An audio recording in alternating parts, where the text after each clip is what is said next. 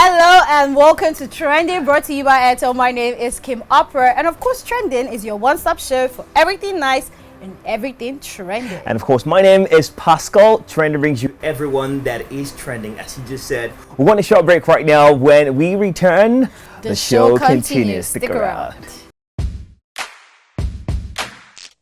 Welcome back. You're still watching Trending, brought to you by Airtel. Let's get the show started. You know, Trending always brings you the best of the best. The best of the best. And today is no different at all. We have the daredevil herself.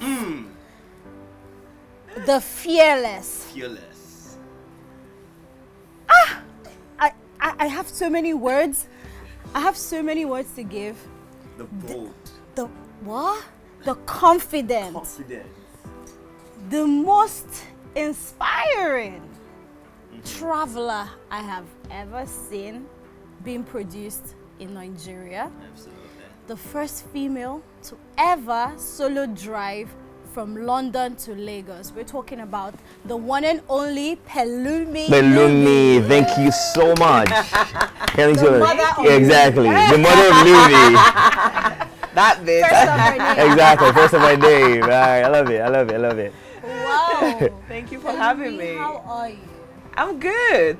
I'm actually, honestly, so relieved, so excited, so joyful to be home. And yeah, it's good to how be. How are you good? 68 days on the road. 68 And days, you're good. 17. I'm You're fabulous. literally here with us. Having this All conversation. cheerful, all smiles. Smiles. So much energy.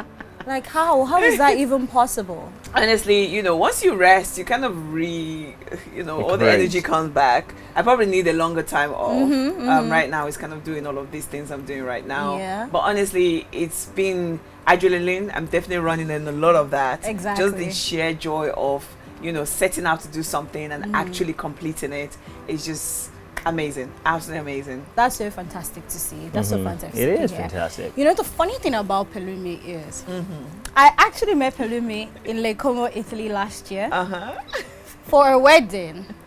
And Pelumi drove from London. She was like, "Oh, I just arrived. I just arrived." I was like, "You just arrived how?" She's like, "Oh, I drove." I was like, You drove from "Sorry?" London to Italy. Yeah. I was like, that was the practice "Excuse run you?" for this London to Lagos. I was like, you know what?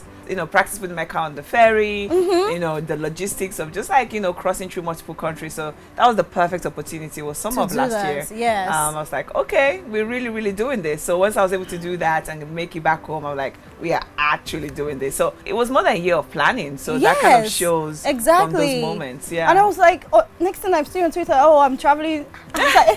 I'm like, this girl is. I can remember your message like, sis, please save, please. I was like, what? Wow. I've never, being a traveler, right?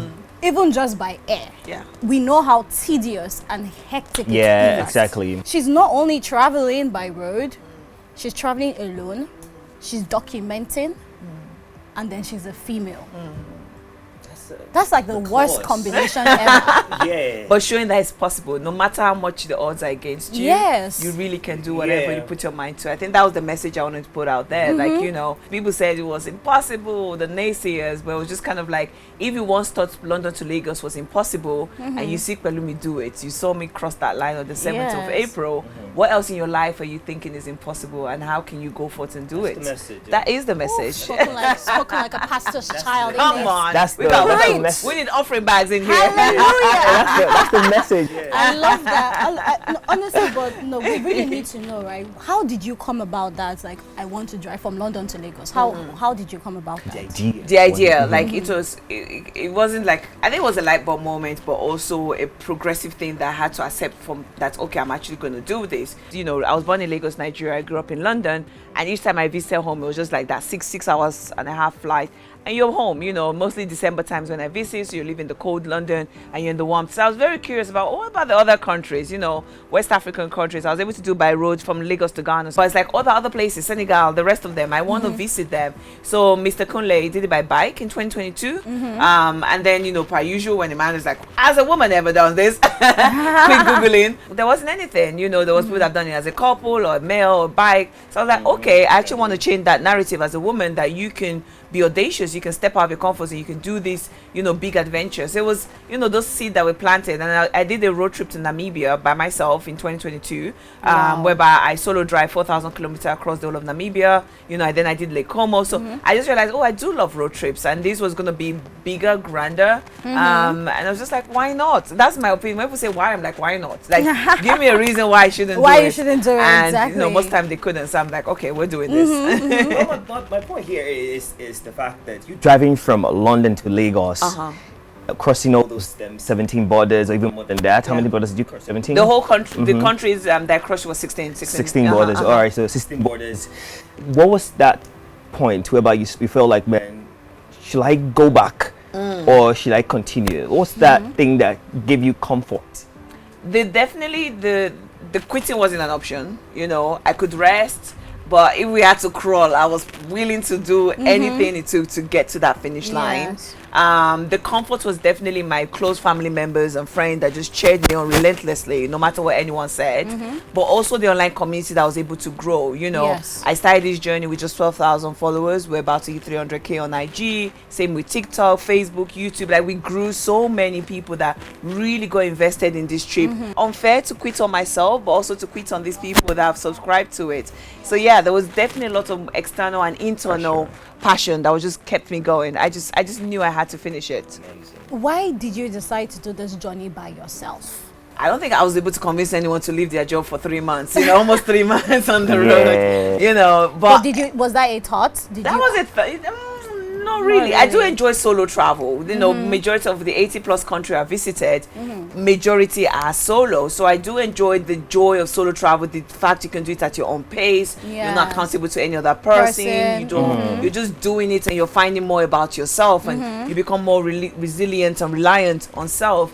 I know some people, friend cheekily, like, I love to tag, and I was like, it's been nice, but I really do want to do this solo. And it really was solo. Like, there was no other person doing it with me. Aside Lumi. Lumi's amazing. I like it. She's the real G. I like it. The bond between you and your car. and Lumi. Lumi, yeah, Lumi is a car, by the way, in case people don't studied. realize. Yes. You need to study that bond. Oh my God. Lumi is also the first right-handed car to have been driven from London to Lagos. That's another. Give her credit. Give her a star. Lumi should be down in taken history. Honestly. Exactly. And she is, she's gonna be placed in the Lagos Museum. So. She is? Yeah. She's gonna put in the Lagos Museum, so it's gonna have a nice historical moments. Wow. To people for years to come and check her out. You've written your name in the sands of time. Yes, indeed. This is not even this is not an online record. This is not something there's actually tangible, and there's something for people to go and say, generation will see. Oh, this is the first right-handed car from London to Lagos, driven by Pelumi Nubi.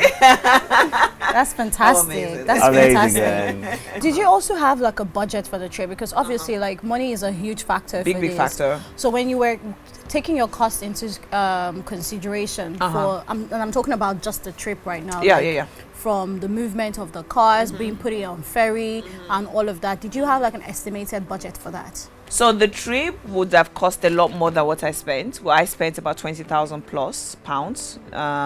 So it wasn't the cheapest of trips, It was a lot of savings that had to go into it, personal savings. And that was in the year of planning, knowing that, I had to cut down back on my lifestyle, my costs, just to enable this trip to happen. But like I said, I camped in my car. I didn't eat in fancy places per se. Yes. I was eating street food and local, which is immersive and cultural.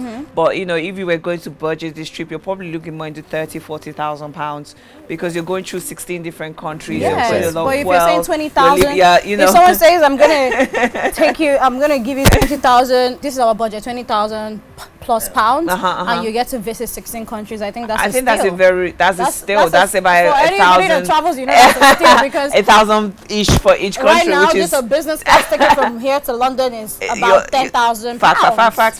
So that I really, really restricted. So if you're going to be putting on real value, if you were sleeping in hotels and you were eating, on all of that, full ferry costs, visa. I was privileged to have both, dual citizen of British and Nigerian, so I didn't have to pay for that. that if that wasn't a situation for someone else, they have to consider all those costs. So you're looking more in the 40,000-50,000 pounds. For every success story, there's always been challenges in it. Oh yes. And let's talk about some of the challenges you faced crossing over 16 borders. Of course. Let's talk about the immigration in these borders. Let's talk about the people, the police people in these borders, and the force in these borders. Yeah. Which border would you think had the best reception for you? The Nigerian border, man. Of course, no, but the Nigerian border already knew about We this didn't thing. even Yeah, care. of course, no, Left-handed, right-handed. They were like, come on home, Come, there we just go. come, just come. So, of course, definitely Nigerian border would be like But the... you know, aside from that, you know, in Europe, it barely even felt like I was crossing through borders. You know, driving from the UK to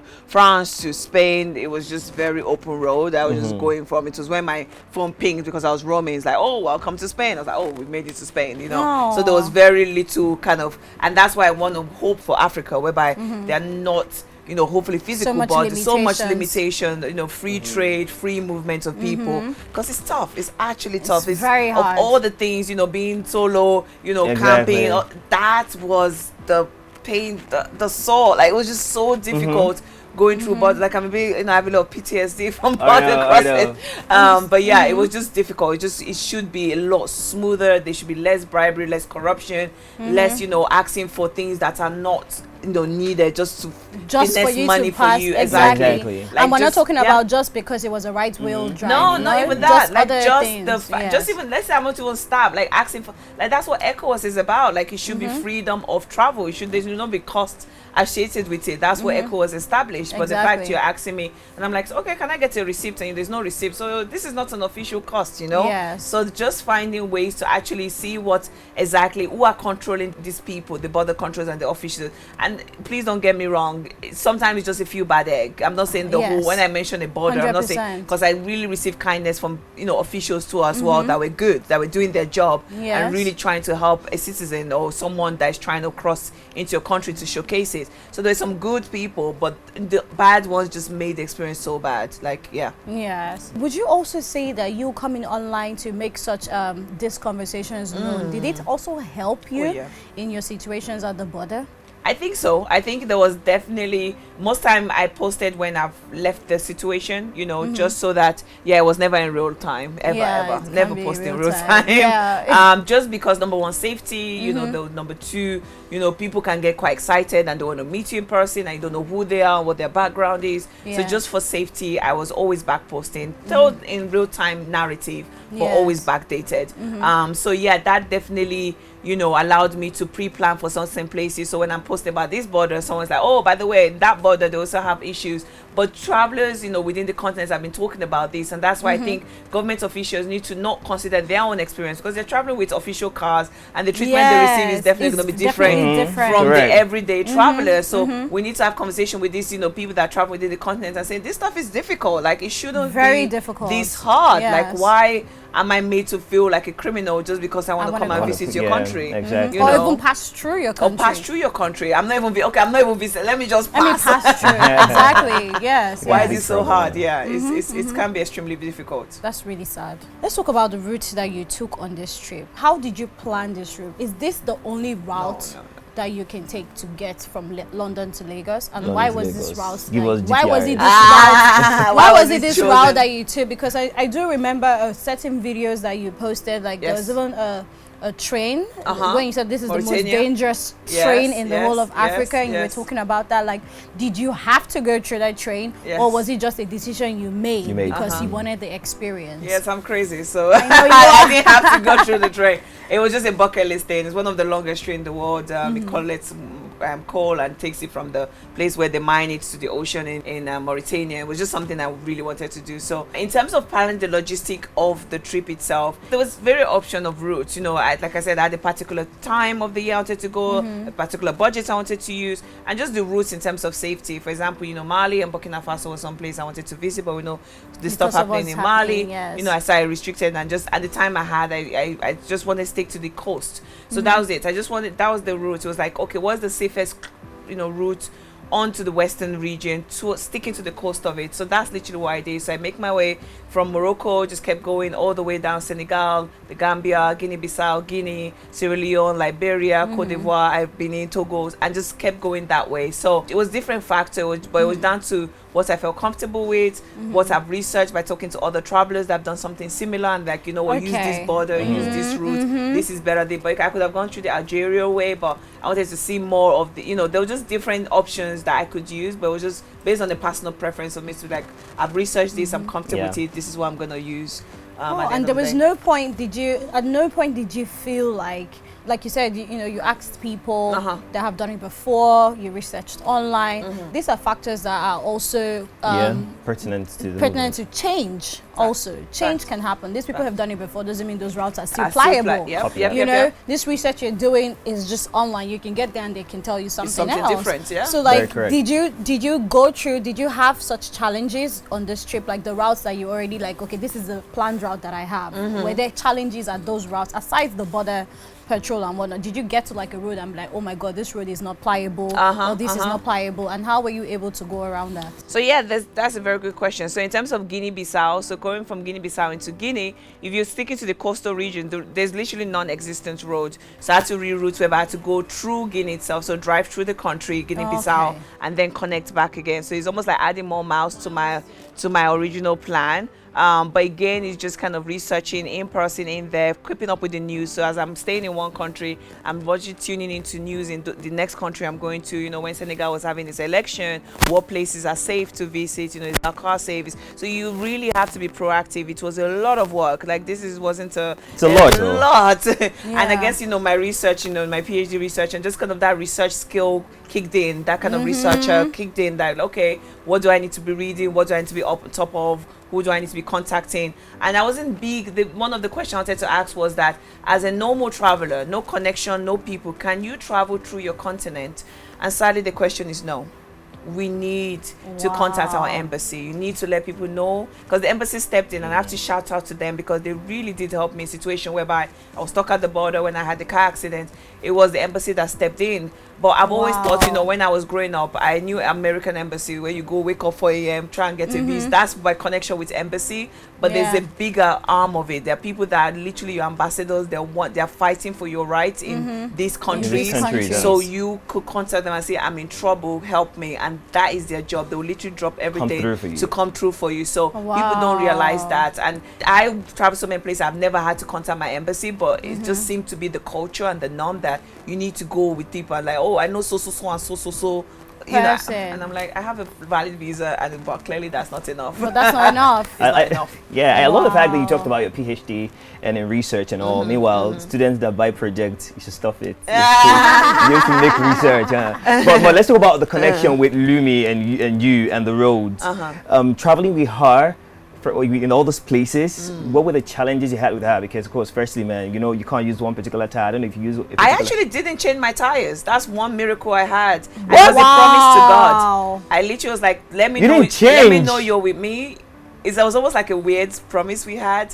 I never changed my tire, not once. I carried a spare, you know, and during the accident there was that one got affected, but it wasn't due to the road trip. Does that make sense? Yes. So I never had the pop tire, I never had the flat. I never for the whole 10,000. Lumi is a legend. She is the real MVP. Like, it's not me. That car. Wow. It's giving. I don't know if you remember all them that old Hollywood films that have those cars that have like a spirit of its own. And wakes up and honestly, like, don't worry, I got you. I'll take you Transformer to the kind of movie. Transformer kind of movie. You know, Oh I'm very aware that this car is an object and is an item and it doesn't. But you spend so many hours in it. It's almost like, you know, it's like home. It's so familiar. You have almost conversation with it, which is crazy to say out loud. But you're literally like, girl, like, damn, like, this road is hard, or this, like, you can do it. Like, you will literally chain each other up, like. And that's why I wanted to use the car I was familiar with. So I drove Lumi. She didn't have a name back then when I was driving her in the UK, but more than 5 years. So I was very, very familiar with her. So I was like, if she start or making some funny noise, I know something is up. So that was why, you know, getting an alternative car, getting a second-hand car with 4x4 wasn't an option, because I'm not familiar with this car. If it's making a funny noise, I just think, that's how the car sounds. I won't be able to pick it up early. But with her, I was familiar, I knew exactly what to expect. So that was another reason why I used her. But honestly, she was a trooper. Like, oh my God, so many horrible road, like 4x4 are struggling. Lumi too is just like like scraping on the knee because she's so low and so small. But you just, again, I think the example, like, you know, as long as the possibility or the odds against you are not zero, even if 0.00000, and you still have that 0.1%, there's still a chance. And that's what Lumi proved. Like, the odds were so against us. We just kept going. 1 step, 1 mile. We never looked at, London to Lagos. It was, what is the next city we needed to get to? What's the next 1 mile we need to make? You know, and I did a half-day course just to make sure I know how to maintain a car, you know. And, but yeah, so that's something I employ women, kind of like, you know, just to learn about the car, learn about fan belt, learn about, you know, if something changing your tires. I knew how to do it, but I didn't have to do it. Exactly. That was me, girl. That was me 6 months ago. If the car broke down, I'm calling AA. Hello, come and fix this thing. But yeah, I knew that I won't have that, you know. You know, easily accessible as I did in the UK. So I just knew that I had to learn. But also a rule I made, you know, half tank is my empty.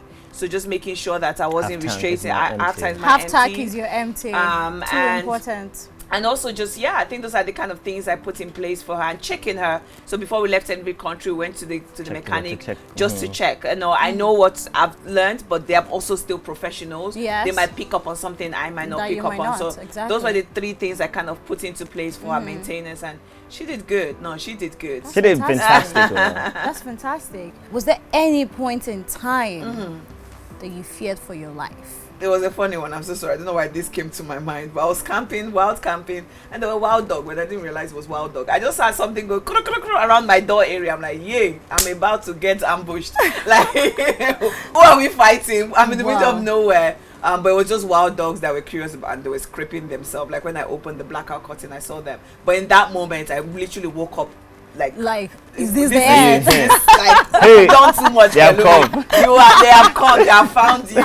It wasn't the case. It was just my imagination being so wild. But I think the very imminent one was the car accident. You know, you know, driving 1 minute and airbag in your face the next. I've never had a car accident, period. So just having that in a foreign land where people didn't speak the language, I was so far away from home. That was definitely scary to us. Well, in terms of like damn, like we really it could have been if I gone any faster, if the truck was carrying something sharp, anything any other happened. Factor, I probably wouldn't be here having this conversation with you right now. So the realization, but if anything, that's also, you know, near-death experience is also always a wake-up call to us. Well, what do you want to do with your life? Like, you know, how much are you actually living your life? So yeah, that now that you're done with London to Lagos, what next, Pelumi? What next, Pelumi? Breathing. That's like the questions you'll be asking yourself, you know? That is definitely the question. Thank you. It makes a lot of sense. Well, let's give a round of applause for Pelumi. Oh my God, you make me cry. Thank you. A round of applause, Pelumi. Thank you. That's really nice. We're so happy for you. Thank you. You know, well, it is said, you know, you have to be a little bit delusional to actually make it in life. Fact. And that's one thing I feel like something everybody. I say, you know, I'm like, look, if they haven't called you crazy this year, you're playing it too safe. You're actually playing it too safe. This month, what am I saying? Like, if someone hasn't got that idea, that thing you're working on is crazy, it's too safe. Ditch it, do something else. Like, you just need to really do crazy things. You know, I was very palatable and I was doing things very, you know, quiet and okay, let me do. But the moment I was audacious, the moment even when I'm saying to myself, like, why are you so, you know, that is when I saw this explosion of time. And when your time is your time as well. Absolutely. Please keep at it. Like whatever you're doing, whatever it is that you're working on, it feels like nobody's paying attention. No one is. Just keep doing it. When is your time? It's your time. It's your time. No one's going to hold you back. Exactly. Like You've literally said everything, you know. At the end of the day, like if your dreams don't scare you, you haven't started dreaming. Facts. On this note, we're going to go on a short break. Thank you so much for sticking around with us. When we return, the show continues. Stick around. Welcome back. You're still watching Training, brought to you by Eta. On this, we have Pascal, myself, and Pelumi still in the building, and we're about to just play some quick games. And we will round up on this episode. So Pelumi, we're going to be asking you just some questions that have to do with travel, of course. Okay. And of course you get it's a trivia. Okay. We want to see its countries come into play. Woo! Okay. Yes. You ready? The biggest church in the world is found in what part of the world and country? is found in Yamoussoukro in Ivory Coast. Ooh. Is that correct? Yes. Okay. Correct. How many countries are there in the United Kingdom? Countries in the United Kingdom. I'm going to skip that one. That's good. How many cities are there in the United Kingdom? I actually don't know. Ooh. I actually don't know. It's a lot of them, but I don't know. Okay. Who was the first Nigerian to break the Guinness World Record for a cookathon? Oh, Hilda Bassi, my G. All right. The currency spent in Germany is called? Euro? Yes. Which city is known as the city of love? Paris? Are you sure? Yes. Yes, Paris, France. Don't stress her, please. She's dreaming for 16 days. Leave her alone. The tallest mountain in Africa is called? Kilimanjaro. Yes. Oh, wow, I thought it was Everest. Kilimanjaro. Yes. Kilimanjaro. What is the official language of Brazil? It's not French, is it? Portuguese. Portuguese. I That's just the told you one. I'm a fan of Damn it. Ronaldo. Yeah. I missed that name. Oh, and the Portuguese, last one. Portuguese. How many But you speak English states well. do we have in Nigeria? Pressure, 36. They just added one. It's 37? They just added a new one? Yeah. Oh, I'm late to the memo. Sorry, guys. It's 36, please. It's 36. I'm like, this is a new one. Which new one? I even looked at him like, I was like, okay, We're wait. going to crop that bit out because this embarrassment. All right, guys, thank you so much for tuning in. We hope you had so much fun in this episode with Thank the you. unstoppable, the delectable, the delectable, the It's dear the devil herself, intro. Pelumi Thank you. Nubi, the first ever solo driver Absolutely. from London It was a to pleasure. Lagos. Thank I'm not you even so putting much Fino for there having because me. she's the first ever. Period. Period. All right, guys, if you're not following us on social media, be sure to follow us on all our social media platforms. On Instagram, it's at official HIPTV. On X and YouTube, it's at HIPTV. And my name is Pascal. Remember as well, the trending airs at the 9 a.m. hour and the 8 p.m. hour as well. And channel 324 and DSTV and 22 and GoTV. Over to you. Thank you for having me. My name is Pelumi. My Follow name me. is Pelumi. Please do follow me on my social media, pelumi.nubi on Instagram and TikTok. And if you have any message, just hit me up at hello@peluminubi.com. But yeah, it's a pleasure and I cannot wait to explore Lagos and Nigeria as a whole. I love that. Fantastic. I am and I still remain Kim Opera. Till we see you again next time. Don't forget to keep it moving. moving.